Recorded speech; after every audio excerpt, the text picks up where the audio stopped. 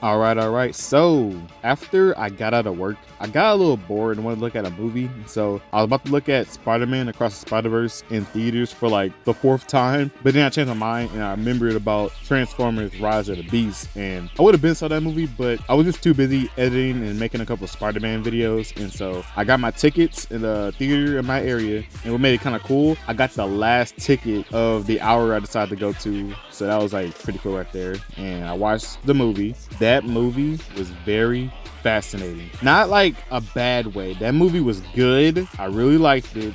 It's just that I'm watching this movie, I was just fascinated because like, okay, so when it comes to the Transformers movies, the Michael Bay ones, I actually like those movies. It's just that I kind of fell off when I saw Age of Extinction for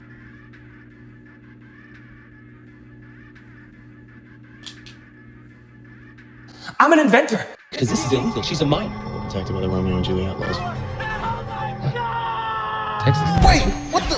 Wait, you can fly this whole time? You can fly this whole time, Optimus? What the? Wait, what do you mean you can fly? What the? You can fly? What the? What? I'm not gonna lie, my memory for last night is very fuzzy. I actually need to rewatch that movie for Bumblebee. This may sound very weird, but I actually have not seen that movie fully yet. But from what I've seen and remembered, the movie looked pretty damn good, and I actually need to watch that movie, especially now. But thing is, after watching Rise of the Beast, the movie was good. I liked it. It's just that throughout the whole movie, and then the ending just had me like, what? I'm like, nigga, what? Nigga, what? So I only seen trailer one time because that was all I needed for me to be interested in the movie, and to be very vague without like giving out any spoilers because I don't know what's really a spoiler or not. This movie overall is well written. The characters are dope. The Transformers are dope. The decisions made in this movie to progress the story was executed very well. The effects were dope. The action was dope. The surprisingly tension scenes were very great. The emotional moments were there. And the soundtrack was bizarre, but it was still good. It just caught me off guard. And the overall movie as a whole seemed like they put some heart and soul into it, you know? And from like my like knowledge of Transformers, because I watched the OG cartoon Transformers, and not religiously, but I still watched it though. Transformers Prime, on the other hand, was my shit. And the way this movie was, from my knowledge for the cartoons, this movie paid homage to the source material very well. Like, I really fucked with that shit. And all the characters were likable and cool and chill and stuff. And overall, this movie was just good. So I don't know what's spoilers. So I'm about to get into spoilers like right now. So yeah. Okay. So what was fascinating to me about this movie was that this whole time, it's kind of my fault to be fair, I assumed this movie was like legit a prequel to the Michael Bay movies, right? Because from my recollection, for what I know of Bumblebee, that I remember that Bumblebee and Optimus Prime met at the end of the movie. So what I assumed was that Optimus Prime flew into outer space to gather the rest of the Autobots. And you can't say he can't fly, because in Age of Extinction, he freaking flew at the end of the movie. That pissed me off. That's why I fell off these movies, because that part of Age of Extinction really pissed me off. He's able to fly the entire time. But I thought he flew into space, gathered the Autobots, and came back, and boom. But this movie is a whole different continuity. I'm like, oh wow, interesting.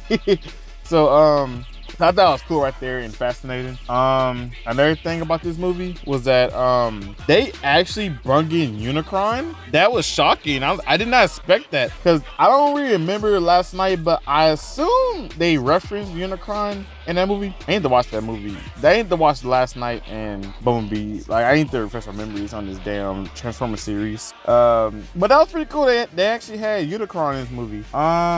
I wasn't shocked about it, like the time space portal things that had in the movie, because they had that in Dark of the Moon. Okay, so before I get to the elephant in the room, I guess I could just briefly mention the stuff I liked about this movie. So of course, I really love the fact that they brought in Unicron in a live action Transformers movie. Like, bro, that's like on par with bringing in Galactus in live action. No, not that bullshit ass clout they had in Fantastic Four: Rise of the Silver Surfer. Like, this is just I love this shit. That shit was dope. I really liked the main character. He was pretty cool and relatable, and I really felt it when he was struggling to find a job, and you know, he was struggling money wise, and he needed something to help out his family the best way he can, especially helping out his brother with his illness, his injury, whatever, something he needed for his brother to get help in the hospital and all that good stuff. The actress that played the archaeologist, that's what they call it, right? Archaeologist, right? I don't fucking know. Archaeologist, she was pretty cool. I liked how funny she was. She wasn't like a walking meme or like puns or whatever. She was like realistically funny. I really dig the Autobots in this movie. And I liked how Optimus Prime was a sociopath in this movie. They gave him like 5 seconds of that sociopath vibes in this movie, but it was cool enough. I ain't really mind a sociopath Optimus Prime. RC was pretty cool. I heard she was voice acted by a Twitch streamer, so that's pretty good. Round of applause there. I liked Optimus Primal, who was pretty cool, and I liked how he had an ult type shit. That was pretty cool. It's not really much I can say about him, but I thought it was pretty cool. I liked his design, and I really liked how he was being a good leader and dealing with the fact that his leader got unalived by the main antagonist of the movie. I really, really dig the action in this movie. It wasn't like over the top with like explosions. Like, I love explosions and all, but I liked how they displayed the Autobots and they're not even called Decepticons. I think they called themselves higher beings or whatever. How they had like hand-to-hand combat fight scenes majority of the time, and when it came to like the gunfire scenes and overall the action was just good in this movie. I really fucked with it. Especially I liked how they were like moving fluently when it came to their combat skills and stuff like that. And what else? So the comedy, right? One of my favorite parts of the movie when it came to the comedy was when the main character was talking to an Autobot that had a Latina accent, right? And he was like, "Say, Holmes, what's up?" And then the robot was like, "Nigga, what the fuck are you talking about?" And he was like, "Wait, you have a Latina accent. Why are you not talking like this?" And he was like, "Nigga, you're racist." And he's like, "Wait, you're a robot though." That was pretty funny right there. I like the antagonists of the movie. They were pretty cool.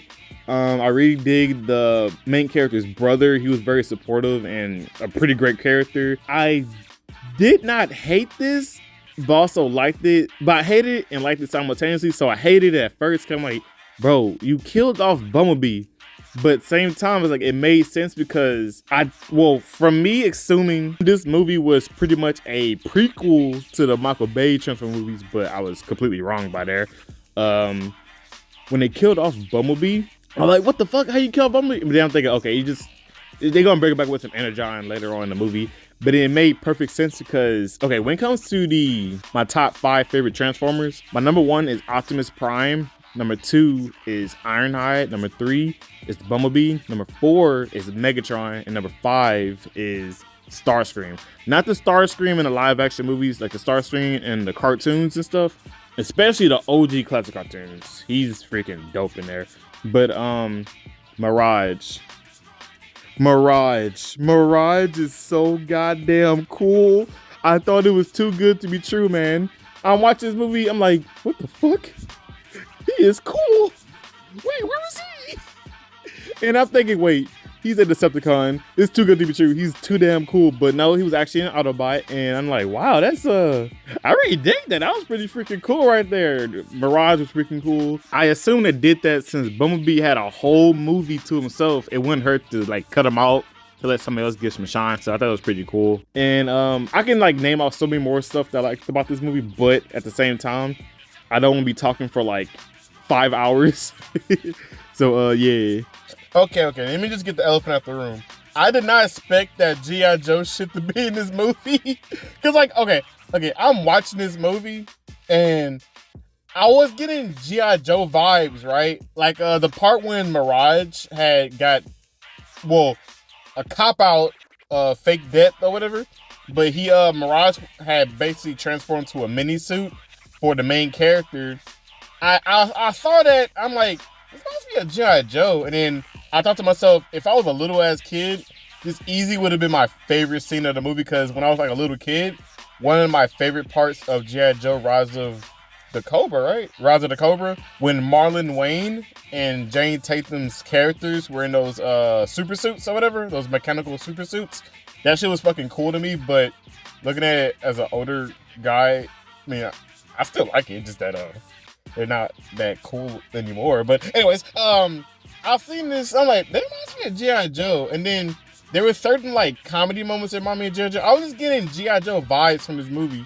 And then when the movie ended with the main character finding a job, and which I'm very happy that his little brother about to get healed up and shit.